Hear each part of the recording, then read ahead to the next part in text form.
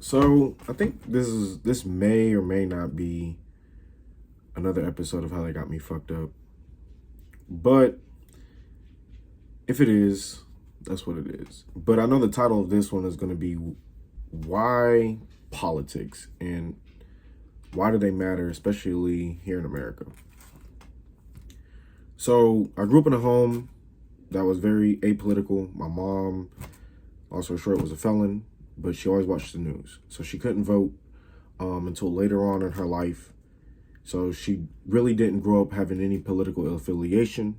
I'm not gonna say with how she grew up, but I never grew up in a home with a political affiliation. Matter of fact, by the time I turned 18, I had no idea what a Democrat was and a Republican was when I went to the DMV to go get my license. Lady asked me, gave me three options, and I said independent because I know what that word means, but what is a Democrat was a Republican? I had no idea. And the crazy thing is like I genuinely paid attention in civics and economics in 10th grade. Weird story. People are actually copying off my homework, off my work. I don't know why, but now that I'm starting to look at it, I actually got a great grade in that class, and been kind of hooked ever since. Learned about the Constitution, pretty much memorized the Bill of Rights. Our teacher, Coach Dellinger, taught us in very important Supreme Court cases. That taught us the amendments and how supply and demand works, and I felt like it was a very thorough class. And we even, follow at that time, it was Hillary Clinton and Barack Obama in the primaries. We were just kind of talking about that. But even then, we didn't really go into depth on, left versus right. It just, he kept it very, to the point, to the fact, class is class, school is school. This is what he taught. So by the time I think I was 16, Barack Obama won. Still didn't even know what a Democrat was. 2008, he ran on this whole change campaign. And, everybody was kind of like lit because like it was the first black president. And, it had never happened before. And I think even part of me was kind of like, even though I grew up in an apolitical home, I was kind of like, dang. And come to find out, like, he was the one getting us out of this great recession, this housing market. He was giving out, unemployment, food stamps, and, the Obama phone. And so I was just like, wow, like, this is great. And that's only because, like I said, my mom only watched local news. My mom was cleaning houses at the time, and she ended up losing majority of her clients and had to end up closing down her business. And at that time, she was trying to go back to school. She already had her GED. But as the story went, I mean, a lot of people lost their job during the Great Recession. A lot of people lost their businesses and weren't not able to be able to come back.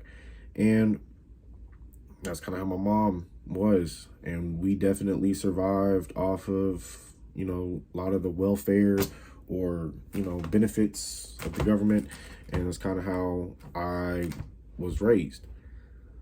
So I kind of grew up thinking like Barack Obama was legit. And then I was still very apolitical. My conditions weren't necessarily getting better. I had turned 18, got a job, got a car, got a place to stay. A lot of things were just kind of going on and, for me, but I didn't feel like, there was a difference between this Mitt Romney and this, Barack Obama, you know what I'm saying? And I just kind of felt like, hey, just keep working. I mean, they're not paying me to take a day off from work to go vote. I got to be here at the worst time. I got to be here from 10 to 10. I'm working 12-hour shifts. Like, what time do I got to go vote? And, that's how I was kind of thinking at the time. I think I may have been 20. And so even then, still didn't care. Then kind of got plugged in to like this lefty shit. But they were the ones kind of like really going hard against Barack Obama. I got plugged into the Young Turks, Kyle Kalinske. At that time, I think before I really got involved with like Jimmy Dore, he was at this point where him and I don't think it actually had happened yet. It was like Aggressive Progressives, and him and Kim Iverson, definitely got, plugged, kind of like started getting me more plugged into like this leftist movement. Bernie Sanders hit, and I'm like, dude, he supports many of my values. Legalizing marijuana. Like, I don't know. There should be like a public healthcare option. Like, it doesn't make any sense why here in America we don't have like a healthcare safety net or a option for us as taxpayers to be protected by being able to buy into a public healthcare system that will be able to cover us, so we don't get financially raped by Blue Cross Blue Shield. Okay, I gotta sit here and pay these people monthly premiums every month. Then I still gotta have like 5 to 10 grand saved up because they have this deductible that still has to get paid, and it's just a jack off system. You know what I'm saying? Like, wait. You want me to pay a premium, a copay? You want to pay the doctor up front? Y'all have like, and then I have to have like just a regular deductible of like $100 or something simple. We're talking about thousands upon thousands upon thousands of dollars, which most Americans don't necessarily have on hand. And even if they do, they might have other things they need that money for, like ACs, roofs. Like, there's just a lot of different things that go on in people's lives where they may need that money for something else. You know what I'm saying? Hell, to even expand their small business or something. You know what I'm saying? It's just the way that it operates. And so, and at that time, Bernie was still kind of still made a lot of sense. Was very much against censorship, was very much for the need for guns, and so he definitely had the ability to get people like me who I consider myself like politically independent, because like that's what I signed up for. But at the same time, I've grown up in the South. Like, I have many conservative values like guns. I don't think there should be like no assault rifles until you've actually handled, an AK-47 or AR-15 or something like that. Then you really understand, like, okay, there's this. I don't have to go shoot up a fucking school. You know what I'm saying? Like, or a fucking job or some shit. Like, life, death, or, tyranny, domestic or foreign or something like that. Then yeah, it is what it is. But in the overall scheme of things, like, the average person that I know probably isn't going to go shoot somebody. And I've been to some very, very, very, southern places while living in the South, like some very, very southern places, and been around some very southern people who, they from the South. And so with that being said, like, I do have, conservative values of like, Jesus Christ is, Lord, God the Father, God the Son, God the Holy Spirit. That's, what many people, that's one of the many shared values in the South, this so-called Bible Belt. And so, you do have many, and, you do value hard work. You do value, people being self-employed or, having the ability to, be entrepreneurs and stuff like that. And so therefore you do have many of these conservative values, small town values, you know what I'm saying? And yeah, yes, I have lived right out, like right next to a very big city. Charlotte is, very much the metropolitan, but everything around it is, it's the South. So with that being said, I have many of those views. And then of course, like, that with Bernie Sanders kind of got me plugged in. I'm like, oh, there is like, somebody who's truly outsider.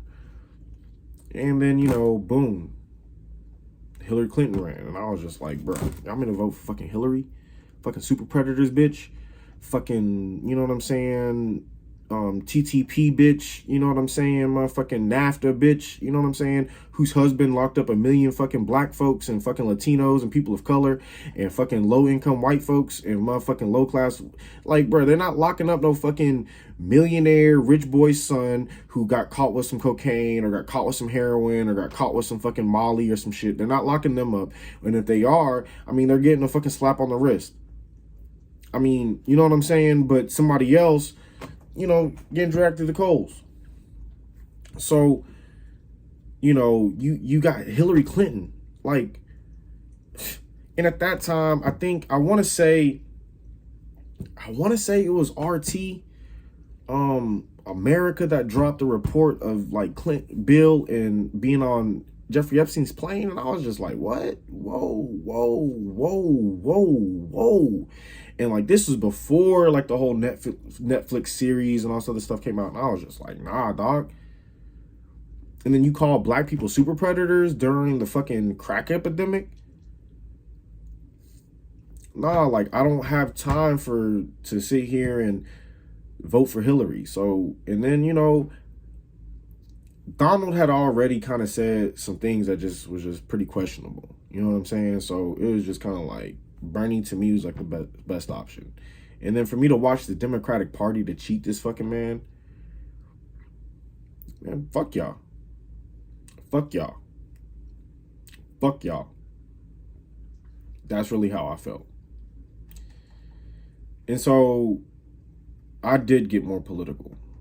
But shortly after, I grew more to the right for the simple fact, I fuck with Bernie. He's an outsider. I have I have a like and a despise of Donald Trump. Hear me out.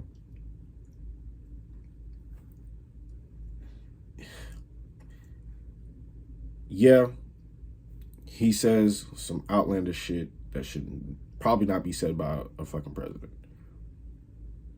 And I'm not talking about the troll shit, because to me, that's some real shit. Like, when you say Mexico isn't sending their finest, they're sending like rapists and thieves, that's what I'm more or less talking about. Or it's more of like the racial shit. But here's my thing on that. I'm not bothered by a racist. I'm not. I'm from the South. I'm bothered by a system that was orchestrated by Joe Biden that's racist. And it's not just him, but he's the prime example of, you know, modern day, of somebody who's been in office 50 years, hasn't done a motherfucking thing has written laws that ultimately disproportionately keep black people and Latinos incarcerated and in a lower economic class, giving, you know, law enforcement this ability to just continuously violate the Constitution. And I'm not talking about just local. I'm talking about federal too. Like, what is going on right now is just beyond me. But I can't say anything because let's look at J. Edgar Hoover. J. Edgar Hoover. And then, so how, now that I'm kind of going more right, and it's not like that I'm more right, it's just like there's right and wrong, okay? And I happen to like Ulysses Grant, and I happen to like Theodore Roosevelt, and I happen to like Jimmy Carter. I know it's a mixture of a lot. But those are my top three. I really don't care for any other person that's ever been president besides them. And so, like, that's my political philosophy of, yeah, we can, you know, have a system that benefits people who want to work hard. We can be part of a system that rewards people who want to start businesses, who want to go to school, who want to better themselves. We can do that. But we also have to have a system that has some kind of checks and balances and understands that certain people in human nature, in the way that certain people can be corrupted. Let's put it that way. Certain people can be corrupted to do things that are not right. And so those people those actions, I ain't gonna say those people, but those actions of those people have to be checked and balanced. And so that's the reason why you have a constitution, is because it provides checks and balances to the federal government from intruding upon our rights. It provides protections on a federal and state level, and it provides protections for us on an individual level between one another. So a document like that that has grown over the years, especially from the first 10, 13, 14, and 15. And, the other ones you should know, but it's not necessarily a protection for us per se. But that's the reason why America's great. And of course we can sit here and say, like, okay, the founding fathers didn't care about, black people that are still slavery. But that's the reason why we have the 13th, 14th, and 15th Amendment. And those are supposed to protect us. And yes, there's historical context of, like Rosewood and Tulsa, Oklahoma, 1921. And like all of that is very true. And there is very true of King and, Malcolm doing what they had to do. But at the end of the day, there is technically checks and balances. So why can't we have that for political leaders of all sorts or public servants of all sorts? But that's my political philosophy. And there has to be a balance between money and politics. There has to be a balance between, people who swear an oath to the Constitution, that they have to be, they have to uphold those laws and they have to uphold that document. And so we have to be making sure that, that the objective of our government, of our political leaders, is for the betterment and the wholeness of American citizens. Like, that should be the ultimate objective, is to provide wholeness for us, not necessarily go blow up some kid in, Afghanistan or Iraq or freaking, now we're in, what are we in? Not Kenya, but we're in Africa. We're in fucking Africa. We're like in 8 different countries right now. Technically supposed to be leaving one, and we're having a problem fucking doing that. So, like, why can't we have a political philosophy or a political party that actually truly represents us? And then it's like, okay, cool, I would love to go vote Republican, but go vote for Mitch McConnell? Have y'all lost y'all's fucking mind? And then what, you want me to go vote Democrat for Joe Biden's ass? Both these old decrepit ass motherfuckers. Why the fuck are y'all? Why do we still have Dianne Feinstein or Feinstein, whatever, fucking Nancy Pelosi and half these other motherfucking Lindsey Graham, all these no good motherfuckers, bro? Like, y'all are fucking ass. Y'all are fucking the epitome of dick. Y'all don't do shit except for get fucking rich. Like, why? Like, that's what I'm trying to understand. And so, yeah, you know what? This will be how they got me fucked up. So with that being said, like, share, subscribe, comment below. Make sure y'all get some of this. Like, yeah. Peace.